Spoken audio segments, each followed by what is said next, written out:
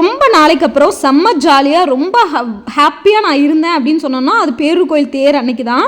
நானும் என் பையனும் ஈவினிங் ஒரு 4:30-5 மணி போல் வீட்டிலேருந்து வெளியில் வந்துட்டு ஃபுல்லாக வந்து பார்த்திங்கன்னா அந்த ரோடு ஃபுல்லாக பிளாக் பண்ணிடுவாங்க. வாக்கபிளில் தான் போகணும். எங்கள் வீட்டிலேருந்து தேர் போகிற இடத்துக்கு ஒரு 2 கிலோமீட்டர் கிட்ட இருக்கும். ஃபுல்லாகவே நடந்து போயிட்டு அங்கே சுற்றி வர கடை இருக்கும், தேருக்கு இது பண்ணுறது இது எல்லாமே பார்த்துட்டு செம்ம ஜாலியாக வந்து போச்சுங்க. அந்த நாள் ரோடு ஃபுல்லாகவே கடையெல்லாம் வச்சுருப்பாங்க. இதை பார்க்குறதே ஒரு வேடிக்கையாக இருக்கும். அப்புறம் பையனையெல்லாம் ராட்டினெல்லாம் சுற்ற வச்சுட்டு அங்கே கொஞ்சம் ஹாப்பியாக பண்ணிட்டு எவ்வளோ கூட்டம்னு பாருங்கள். ஆக்சுவலி நடராஜர் தேர் முடிஞ்சதுக்கப்புறம் அம்மன் தேர் வரும். அதாவது அம்மன் தேருக்கு அப்புறம் இன்னொரு குட்டி குட்டியாக ஒரு 3 தேர் இருக்குன்னு வச்சுக்கோங்களேன். பெரிய 2 தேருக்கு வந்து கூட்டம் இருக்கும். அதுக்கப்புறம் சின்ன தேருக்கு அந்தளவுக்கு கூட்டம் இருக்காது.